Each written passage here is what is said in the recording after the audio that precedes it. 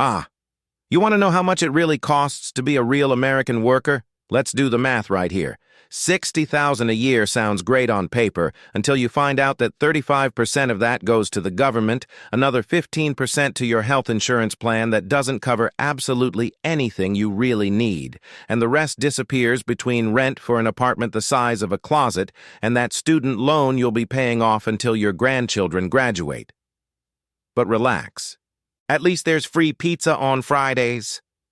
Pizza, free, on Fridays. That totally makes up for not seeing your child awake for 3 weeks. You know what's funny? We live in the richest country on the planet, but half the population is one flat tire away from complete bankruptcy. Like you work 40 hours a week, sometimes 50, sometimes 60, because overtime isn't a bonus anymore, it's an expectation, and at the end of the month you look at your bank account and think, seriously, is that all? And then there's that guy on TikTok talking about passive income and drop shipping as if everyone could become a millionaire selling personalized mugs. Spoiler alert, you can't. The only thing you'll get is depression and a garage full of unsold inventory. But let's get back to your wonderful job. You wake up at 6 in the morning because you need to be in the office at 8, even though your entire job could be done from the couch in your pajamas. But no. We need this in-person culture, because the CEO read in a 1987 book that physical presence generates productivity. The same CEO who shows up at the office twice a month and spends the rest of the time working remotely from his beach house in Malibu.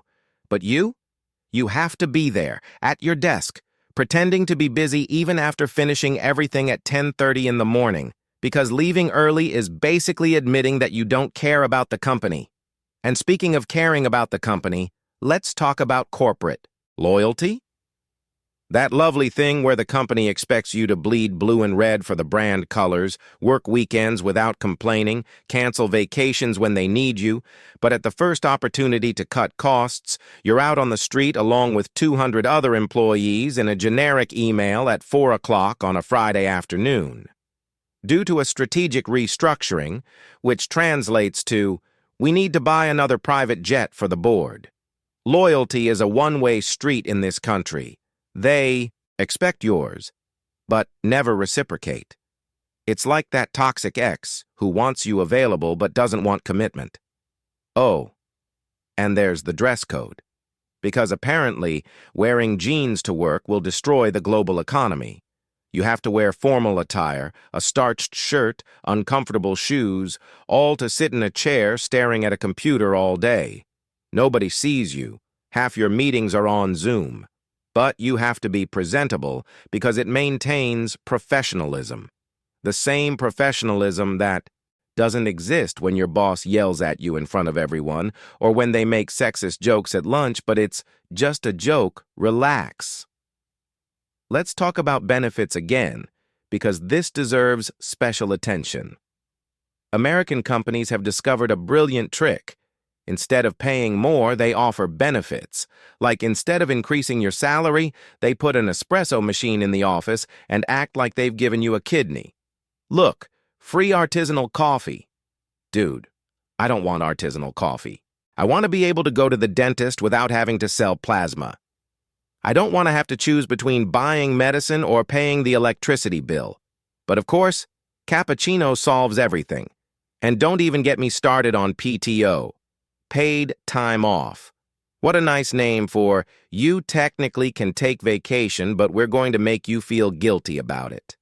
You save up your 15 days a year, because 15 days is what the generous company offers, and when you finally decide to use them, there's this awkward atmosphere.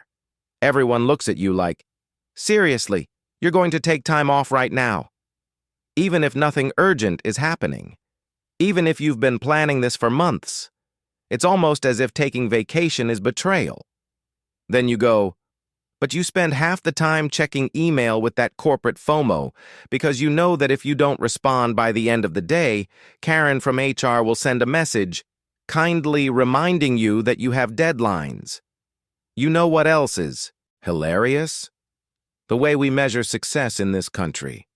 How much you work has become synonymous with how much you're worth. Oh, I work 70 hours a week. Congratulations. Want a sticker? You shouldn't be proud of that. You should be worried about your liver and your cortisol levels. But no, we've glamorized exhaustion. If you're not mentally and physically destroyed, you're not giving it your all. It's like a bizarre cult where everyone competes to see who can self-sabotage most efficiently. And then there's that startup culture that has contaminated even normal companies. Every place now wants to be Google.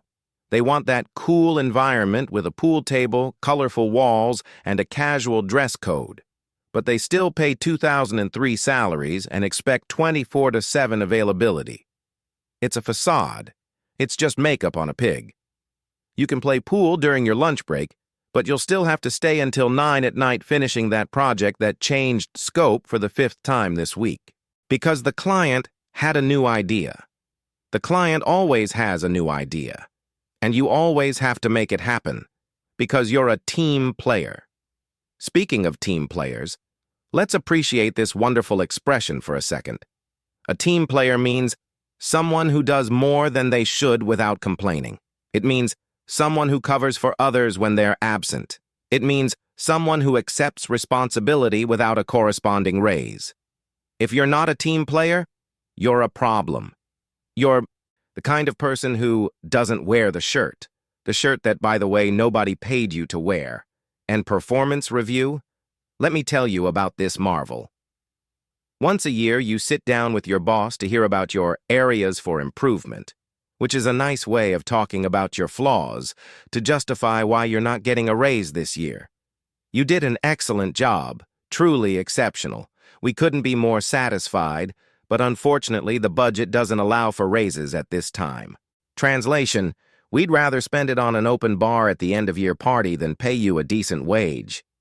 But hey, you got a meets expectations grade. Congratulations. You met the minimum expectation of not being fired. The American job market is like Tinder, but worse.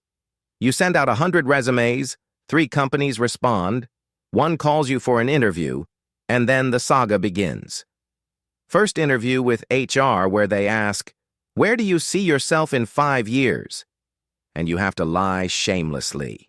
Because the real answer is not doing any more stupid interviews where they ask me where I see myself in 5 years. Second interview with the manager. Third with the team. Fourth with the director. Fifth with who knows who. 6 rounds of interviews for a junior analyst position that pays $40,000 a year and requires 5 years of experience in a technology that's only been around for 3. And when you finally get the job, there's that lovely onboarding phase where you spend 2 weeks watching videos about compliance and sexual harassment without learning absolutely anything about the job you were hired to do. Then on your first real day, everyone assumes you already know everything and gets annoyed when you ask questions. It's on the wiki. The wiki that has 1,000 outdated pages and was written by someone who left the company in 2019. Very useful. There's also that constant silent pressure. You can never show weakness. You can never admit you're overwhelmed. You can never say no. Because someone's waiting for you to slip up so they can take your place. There are always 5 younger, cheaper, more available people waiting in line. So you swallow it, you smile, you say, "Sure, no problem," when they ask you to do one more thing on a Friday at 5 in the afternoon. And you go home fantasizing about winning the lottery or being slightly hit by a car, just enough to require a few months of rest, but without permanent damage. The scariest part is how this affects people. Seriously. It's no joke. Everyone you know is either burnout or heading straight for it. Everyone is anxious, depressed, heavily medicated just to function. And then the company offers a wellness program with a yoga class once a week as if 15 minutes of stretching compensates for 80 hours of stress. We care about the mental health of our employees, so we installed a meditation app. Meditation app. Brilliant. Because the problem isn't the insane workload and constant pressure. It's that you're not breathing properly. And retirement? Forget it. Millennials and Gen Z can cancel retirement plans. It's not going to happen. Social Security will be bankrupt. That 401k you religiously contribute to, you'll only be able to buy cat food when you're 70, if you're lucky. The real retirement plan for our generation is to work until we die or hope to go viral on some social media platform and earn enough money to not depend on a traditional job. That's it. Those are the options. But the system persists because the alternative seems worse. Start a business? You need capital. Change careers? You have bills to pay now. Go back to college? More debt, no thanks. So you stay. You stay in the job you hate, with a boss you don't respect, doing work that doesn't matter, earning less than you deserve because at least it's stable, until it isn't anymore, until the next round of layoffs, until the next restructuring, until the company decides to outsource your entire department to India because labor there is cheaper. And the saddest part? We don't even question it anymore. We accept it as normal. We accept that work has to be suffering. We accept that success means sacrificing everything. We accept that you can't have a job and a personal life, you have to choose. And everyone chooses work because they need to eat. They need to pay rent. They need to avoid being thrown out on the street. So we continue. We continue waking up early. We continue in traffic.